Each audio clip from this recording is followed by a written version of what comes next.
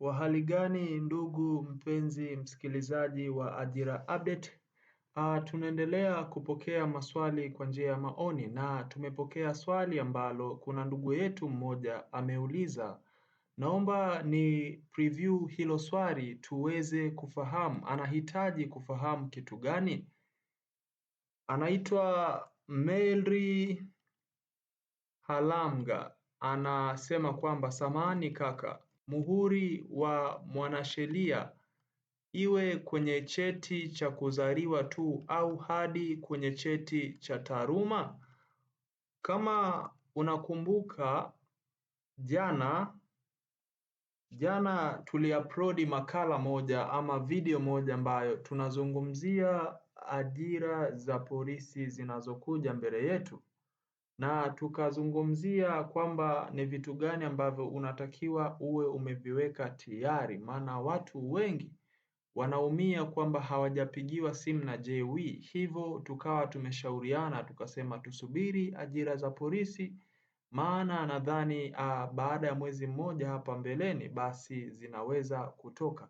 Nikawa nimeongelea kwamba inatakiwa uhakikishe vyeti vyako umevigonga muhuri wa mwanasheria.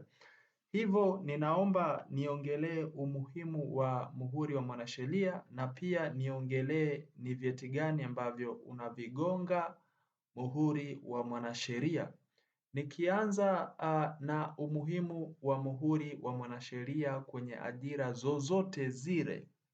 Muhuri wa mwanasheria unathibitisha ya kwamba hicho cheti ni cha kwako na sio cha mtu mwingine. Kwa maana hiyo ule muhuri anaokugongea unathibitisha kwamba hicho cheti ni chako na sio kingine, na ni assurance ya mtu ambaye anakagua vyeti kutambua ya kwamba hicho cheti ni cha kwako na sio cha mtu mwingine.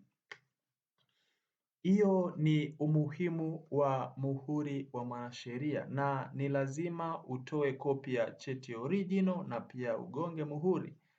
Pointi ya pili ni vitu gani au vyeti gani inatakiwa vigongwe muhuri, kama alivyouliza ndugu yetu Mary.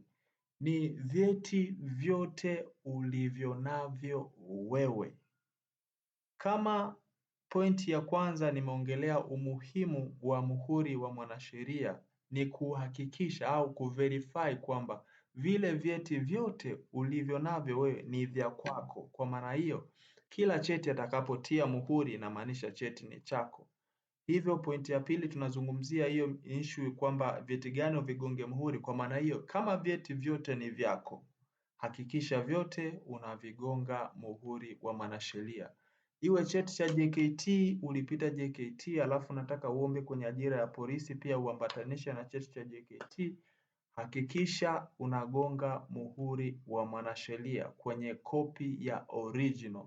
Iwe cheti cha kuzaliwa, cheti cha elimu, cheti sijui cha form 4, sijui cha form 6, sijui una degree, sijui nini, takataka zote, yani vyeti vyako vyote ambavyo ulivyo navyo. Hata kama ushapata cheti sijui cha uhifadhi wa mazingira, sijui cheti cha nini, sijui umepita scout, chukua vyeti vyote vigonge muhuri wa mwanasheria. As long as hivyo vyeti unaviupload mtandaoni, unaviupload kwenye tunaita ni account ya polisi ambayo wanatumia kuombea ajira, una upload kwenye ajira poto, una upload sijui kwenye nini, hakikisha vyeti vyote vina muhuri wa mwanasheria. Umuhimu wa muhuri wa mwanasheria tumesema hapo kwamba inasaidia kuverify kwamba hivyo vyeti vyote ni vyako. Kwa hiyo cheti ambacho hakina muhuri mtu anaweza kusema sio cha kwako, ila ukiwa na muhuri wa mwanasheria ni verification tosha ya kwamba hicho cheti ni chako. Ndio maana tunatoa kopi ya original na tunaigonga muhuri wa mwanasheria. Watu wengi sana wanasahau kufanya application, wanasahau kugonga muhuri wa mwanasheria kwenye vyeti vyao ambavyo wanatumia kufanya application. Ni jambo muhimu sana. Fuatilia sasa hivi mapema kabla ya mambo hayajaanza kuchangamka. Tukutane kwenye comment kama una swali la aina yoyote ile. Asante.